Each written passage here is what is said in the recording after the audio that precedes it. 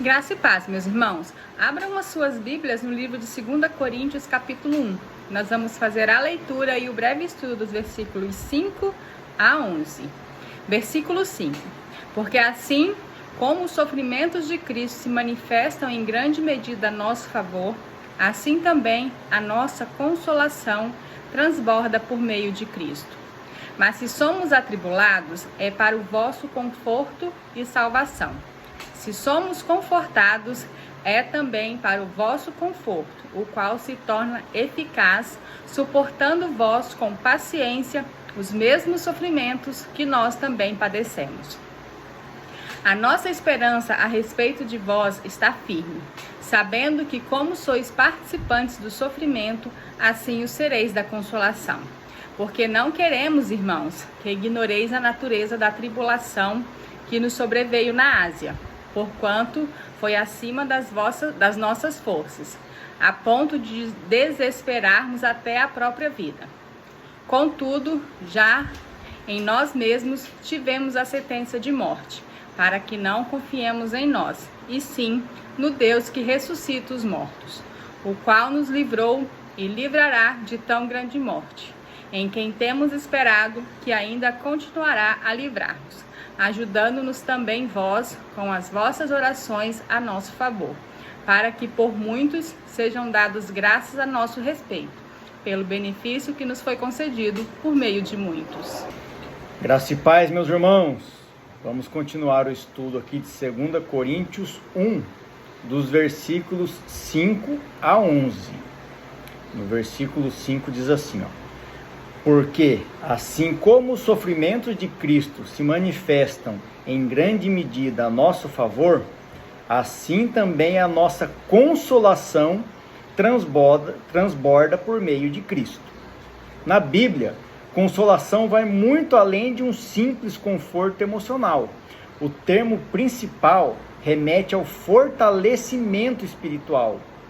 Deus é chamado o Deus de toda consolação, pois Ele, Deus, não apenas alivia a dor, mas também concede a força necessária para enfrentar as dificuldades.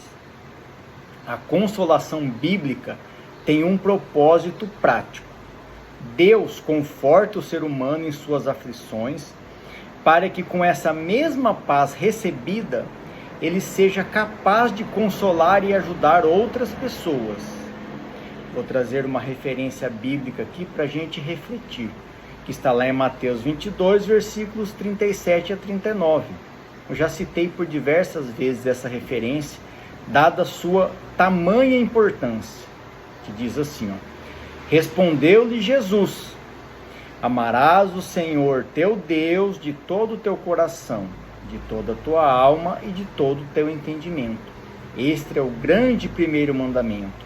O segundo, semelhante a este, amarás o teu próximo como a ti mesmo. Aí é quando Jesus foi confrontado pelos fariseus sobre qual seria o grande mandamento. E aqui nós estamos falando da consolação de Deus, que nos dá força para superarmos a nossa tribulação e ainda ajudarmos o próximo, que também está passando por dificuldade e precisa de consolo. No versículo 6. Mas se somos atribulados, é para o vosso conforto e salvação. Aqui é Paulo falando se somos atribulados. Se somos confortados, é também para o vosso conforto, o qual se torna eficaz, suportando vós com paciência os mesmos sofrimentos que nós também padecemos. Observem, meus irmãos, que Paulo tem sua vida dedicada à obra do Senhor, que tanto na tribulação como na consolação, o propósito de Deus está se cumprindo através da sua vida. Aqui, Paulo nos demonstra a sua perseverança. Na Bíblia, perseverar significa manter-se firme, constante e fiel a Deus, independente das provações, oposições ou demoras no cumprimento das suas promessas, das promessas que Deus fez para nós, não especificamente na sua vida, mas para nós como humanidade, como seus filhos como a sua criação. Mais do que apenas resistir passivamente, é a força ativa para continuar crendo e obedecendo com esperança. No versículo 7, a nossa esperança a respeito de vós está firme, sabendo que, como sois participantes dos sofrimentos, assim o sereis da consolação. Então Paulo, exortando os irmãos da igreja de Corinto, diz: a nossa esperança a respeito de vós está firme. Neste versículo, Paulo confirma exatamente o que explicamos no versículo anterior. A fé do cristão não deve se basear no hoje, mas na eternidade junto de Jesus. É exatamente o oposto dos que vivem pela lei do mundo. Esses buscam a plenitude da vida aqui na terra, independente de como alcançam o seu objetivo. Assim como diz o profeta Isaías, lá no Antigo Testamento, quando ele estava cobrando os fiéis de Jerusalém, ele estava alertando, ele estava exortando, lá em Isaías 22, versículo 13, que diz assim: porém, é só gozo e alegria que se vem. Matam-se bois, degolam-se ovelhas, come-se carne, bebe-se vinho, e se diz: comamos e bebamos, que amanhã morreremos.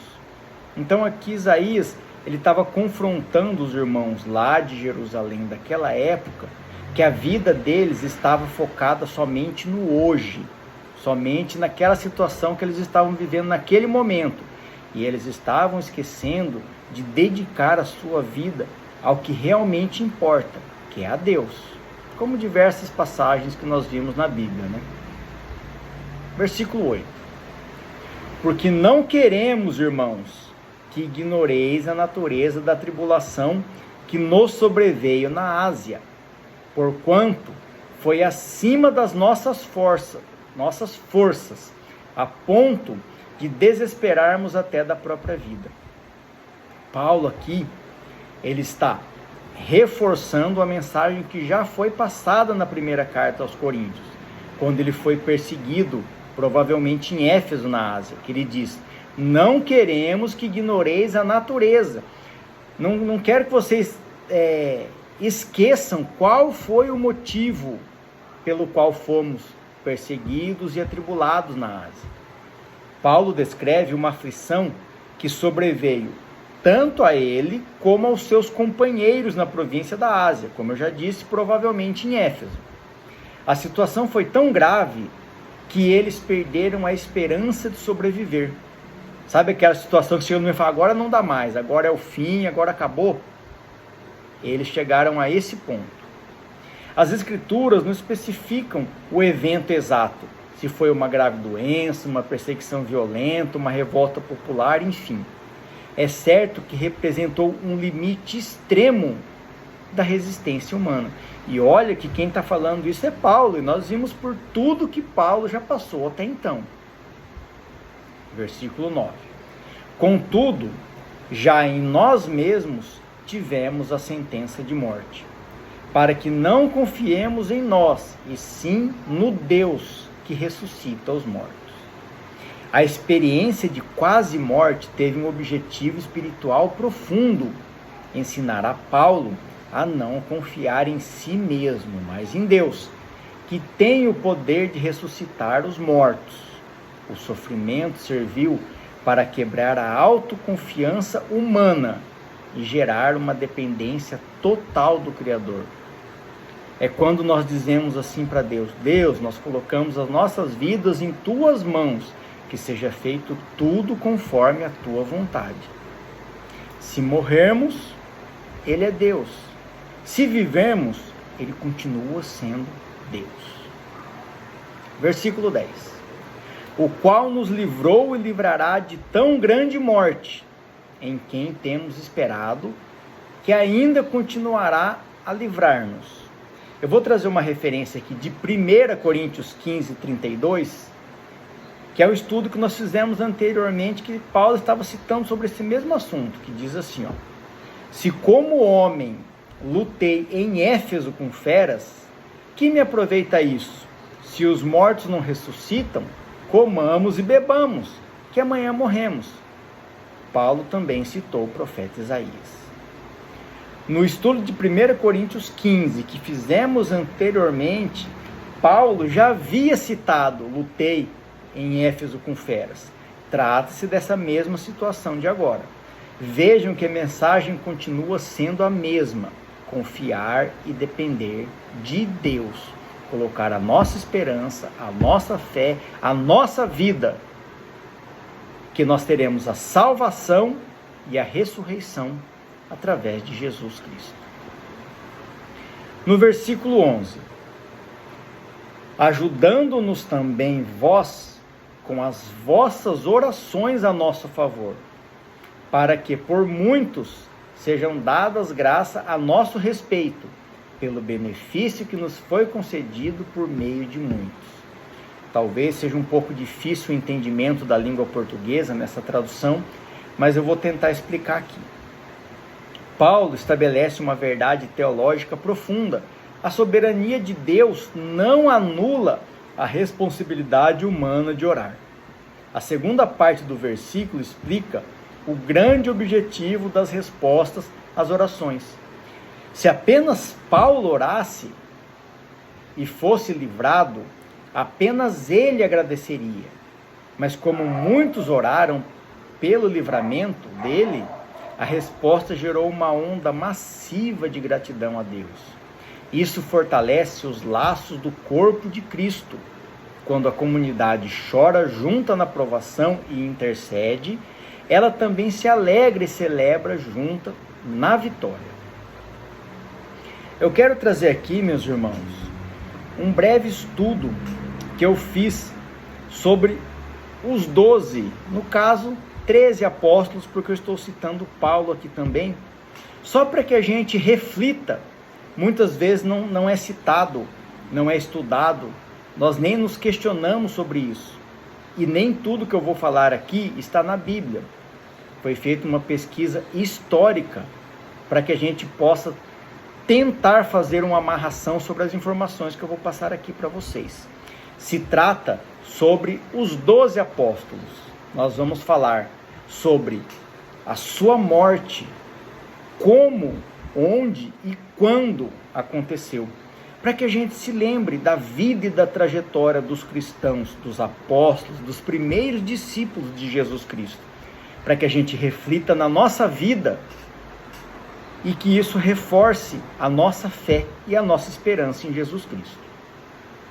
O primeiro deles a morrer foi Judas, Iscariotes, que ele foi por suicídio, que está lá citado inclusive em Mateus 27:5, em Jerusalém, pouco após a crucificação de Jesus. Lá em Atos 1 também descreve a sua morte com detalhes adicionais.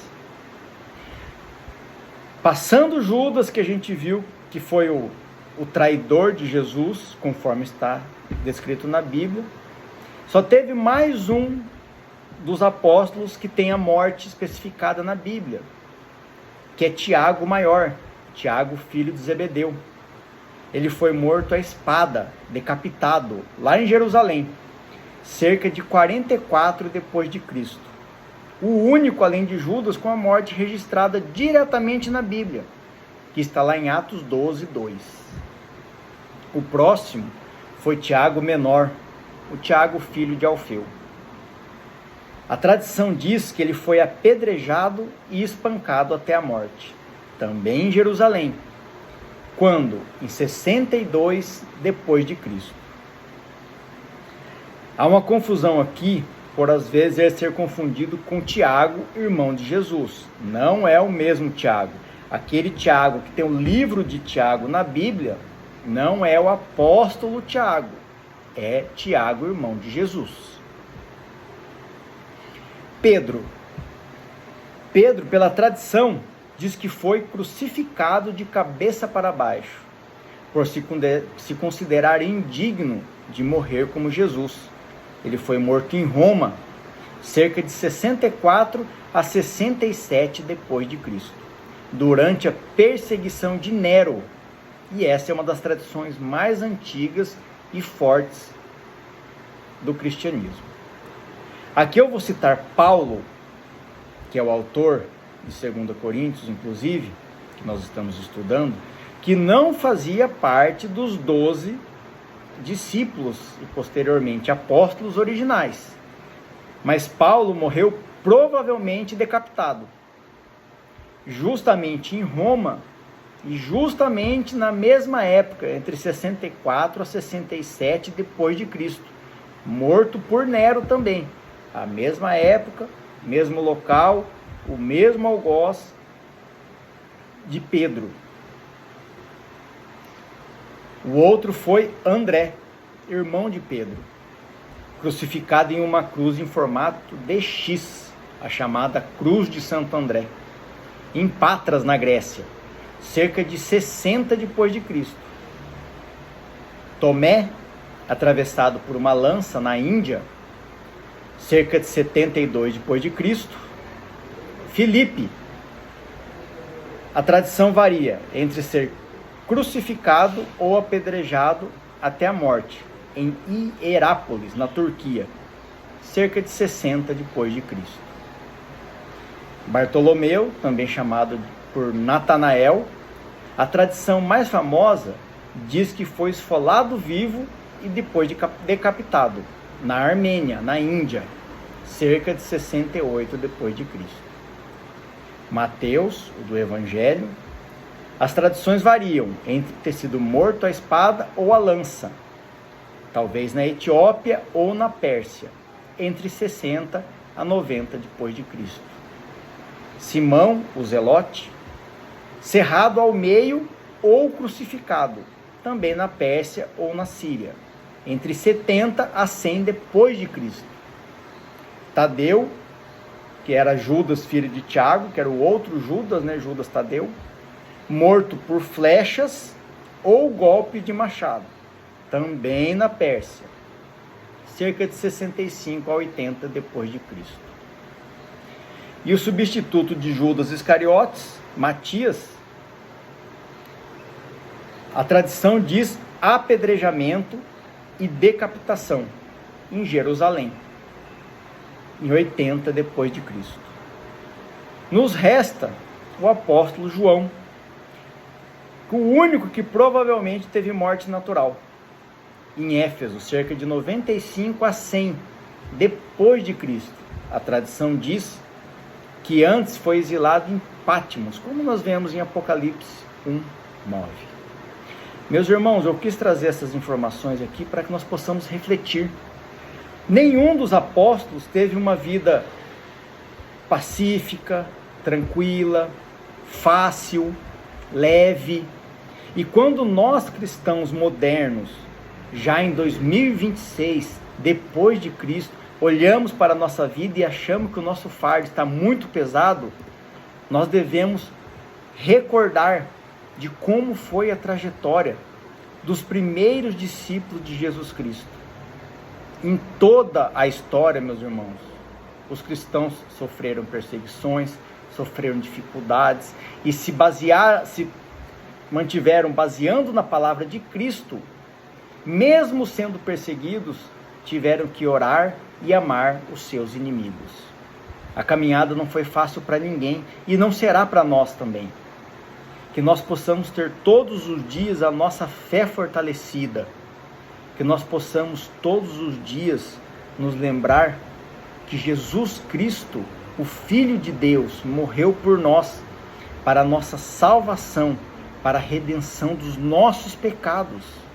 E isso nos basta. Que tudo seja feito para a honra e glória do nosso Senhor Jesus Cristo. Amém.